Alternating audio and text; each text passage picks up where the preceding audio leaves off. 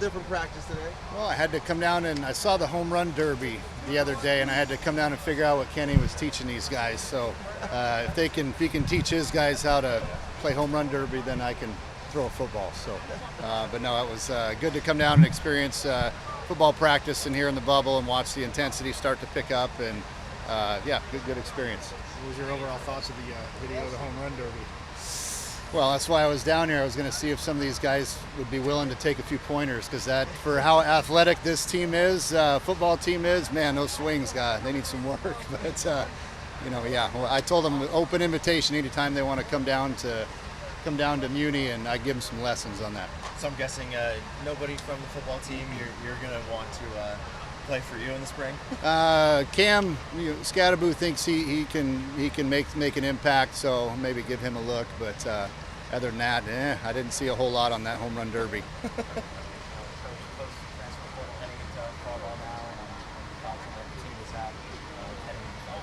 You know, it was a busy summer. We had a lot of moving parts, a lot of things going on.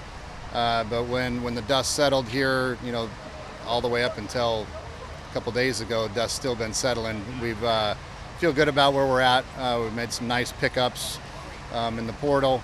We got some good freshmen coming in, and we have some returning guys that are going to be awful impressive in my opinion. So I like how things have stacked up and where we're at right now. Obviously, we hadn't had practice, haven't had a meeting or anything yet together, but I think just on paper, we made some pretty good progress.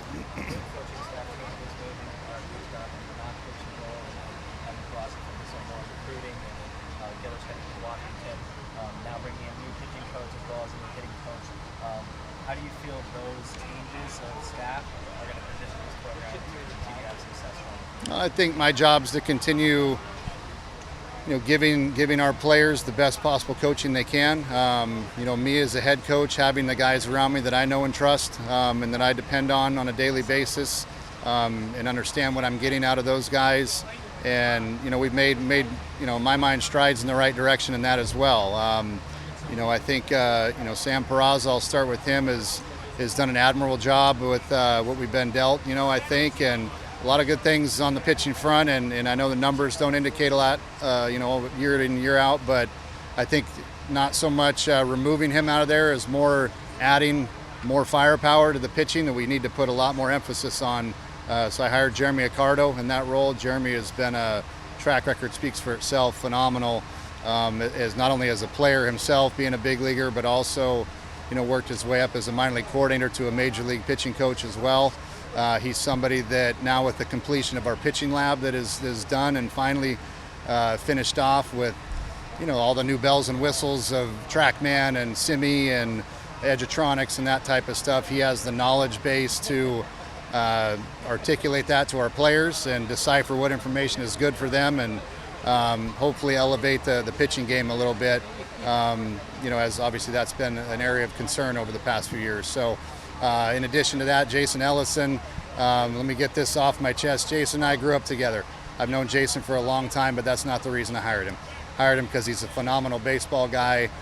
His accolades speak for themselves. The people he's worked with over the years, he's just done a phenomenal job. So I'm bringing him in as a coach, not a friend. And he is a phenomenal teacher with the kids, with the players, and I think he'll be, hitting hasn't been our issue the past few years, but he'll continue to elevate that game, in my opinion. How is that facility, that coaching facility, that going to help players developmentally, like some of the better details on what that's going to do for those? Well, I think we've had the pitching lab for years. We just haven't had it finished off and completed. Now that we've had the resources put into it, we're able to finish it off, and we appreciate the people that have helped us do that. I think it just gives another tool to our tool belt. And today, kids want to understand, why their pitches are successful and the analytics and the data of it. I'm not a huge analytics and data guy, but I do know there's a big place for it in our game, and we can start utilizing that much better, I think, to help success. And today's kids want to understand why certain pitches work in certain counts, how we can develop, a break on a breaking ball or a little bit more sink on a fastball, and why that's happening. We can slow the cameras down and see where the finger placement is on the baseball that makes it do that, so we can hopefully, improve the overall repertoires, pitch tunneling, repertoire that we're giving certain guys and why, and have the data to back it up. So I think all that's important. And again, hiring someone that understands all that and is good at that. I certainly am not, but Jeremy is and has a lot of experience with that. And then you talked Jeremy expressed to you about his interest in the job and where he thinks he can get this program back to pitching. Well, I think Jeremy is, he's worked with, some very big name guys, but not just worked with them, developed them and got them to where they are. Marcus Stroman's, Jacob deGrom, Noah Syndergaard, those guys when he was with the Mets are all products of, Jeremy's has his fingerprints on those guys. So, just having the experience, the knowledge, not only as a coach, but also as a player of being at the highest level, but not just working with the highest level guys, developing them from a younger age and getting them there, I think is what's important. When I looked at, how's he going to relate to the college kids, right? It's different than pro guys, but on the same token, he has worked with the lower level guys and worked his way up and had success everywhere he's been. And I think, having the relatability to these guys and will be able to grab their attention very quickly just based on his accolades and what he's done. I look for our pitching to be much improved. On the aspect of development, a lot of freshman pitchers last year, and he had successful summers such as alone and many others. Where do you feel that group is developmentally, having now a year under their belt and some sign as well? You bring up a good point. We did some analysis on that the other day. Over 32% of our innings were thrown by freshmen last year. That's huge, right? And you look at any of these other big boy schools that you want to compare it to with less than 5% of their innings, we knew we were going to have some growing pains. But when you look at what those guys did this summer, Brock Eddy was an all-star, Fitzy was an all-star up in the Cape, Cole Carlone, player of the league, up in Alaska. We've had some guys, Alec Bellardus, who redshirted last year, had a phenomenal summer. Jaden Alba had a great year. So these guys have gone out and done really good things in the summer, which is part of the development process. And again, we took it on the chin a little bit last year, but we anticipate those guys to take a giant step forward. Wyatt Halverson, another one that had a great summer. That combined with the arms that we're bringing in from the portal that we've gotten through, I expect that to be drastically improved. On the aspect of the portal and using those as well as Thomas Burns, how are you looking to replace those roles, especially at the middle, but also the two leaders? I think end of the day, those guys chose to move on for their variety of reasons, and that's fine. We've replaced them, and I think in a lot of ways, so Ethan Mendoza leaves, we got Kyle Walker, Team USA second baseman. So I'll take that trade any day of the week. We got Jack Martinez, University of Louisiana, Lafayette, Friday night guy. You place Tommy Burns with him. Tommy has good stuff, but hey, man, we did okay there. We got Ben Jacobs coming back. Ryan Schaefer, Derek Schaefer, not to be confused with Ryan Schaefer last year. Derek Schaefer, who was at Tennessee, was their Sunday guy coming out of the fall as a true freshman kid from Cactus Shadows that we got to come back home. That's a big get for us. So, Max Arlich, another true freshman that's coming in that has a phenomenal repertoire that I anticipate, battling for some starting innings potentially. The D'Aquila kid from Campbell, has got super regional experience. So we've done pretty good in the portal with as well. I think kind of hidden under the radar, but I like our chances. And like I said, our pitching staff should be grossly improved. In the middle, Matt King, we were able to pick up from UTSA, senior, great year last year, leader type that will be phenomenal, along with Kyle Walker, Camden Bates, another kid from the University of Tennessee that is an athletic young man that can play all over the diamond. So, and then we got our guy Jacob Tobias coming back for his senior year, which was that's a huge get. That's or return, I guess. Wasn't necessarily a get, but what a surprise that was. To be able to anticipate penciling him in, in that cleanup spot for a fourth year in a row. That's just huge for our offense and for overall team chemistry. And then what the how fun is it for you to be in this environment, very different from what you're used to in the diamond, and what do you think is the biggest difference from your normal coaching baseball to when you're out here watching? guys get to hit each other here, which is kind of cool. Their intensity. This practice seemed very intense for me. Coming over here, and guys seemed into it. Every play seems to matter in practice, and there's a result of it. And guys are getting fired up, one side of the ball to the other, and flying around. It was fun to see. As Tobias, I respect any fire, chippiness after not getting drafted, a little bit of motivation heading into the senior year. Well, I think you bring up a good point. I think as a team as a whole, there's a lot of chippiness, chip on the shoulder, something to prove. Guys across the board. If you look at going across New Contradas, proving that he's back healthy.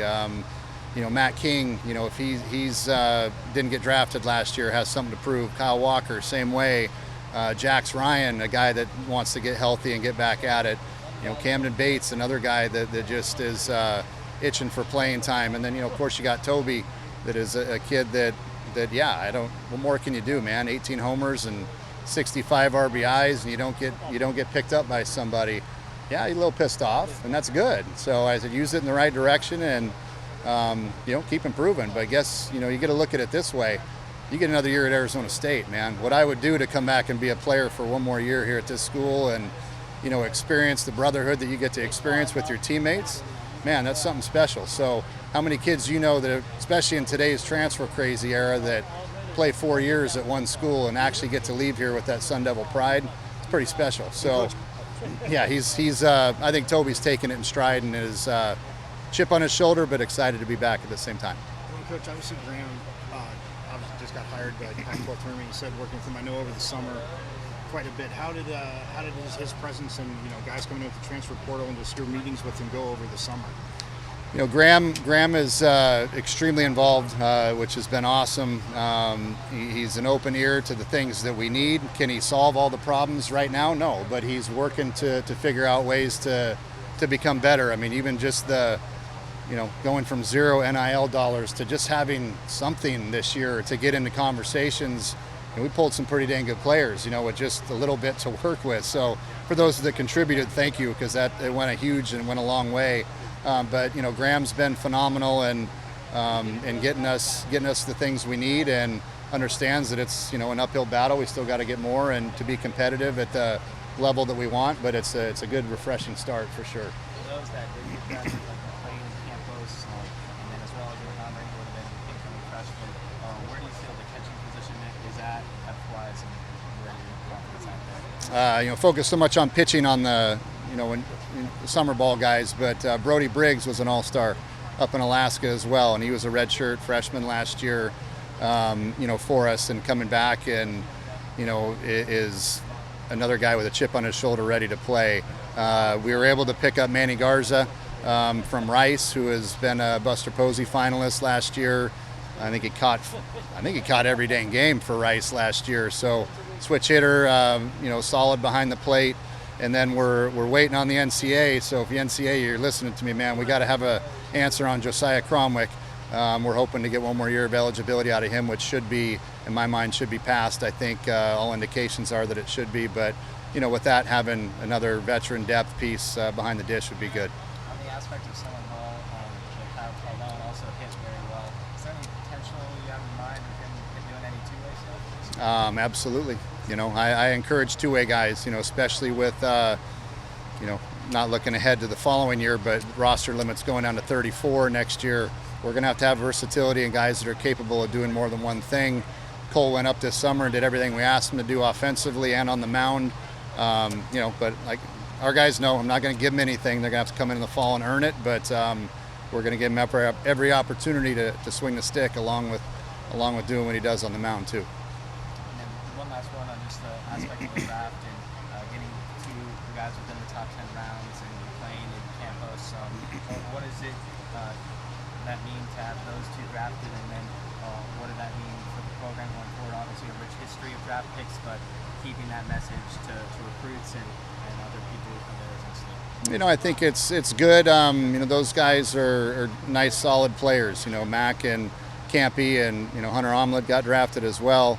We're excited about those guys and what they have done for our program and what they're going to do in pro ball. I think the Cardinals got a you guys know how I feel about Campy. That kid, he'll work his way to the big leagues. He'll find a way to get there.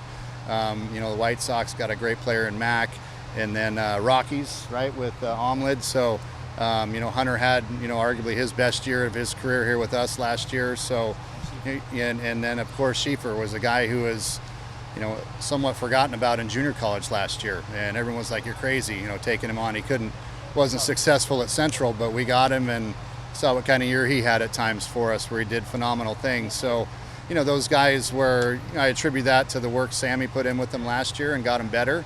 But moving on to pro ball, it's it's a good indication of what we're doing and continuing to get our guys opportunities at the next level. Steven Ondina, free agent deal as well.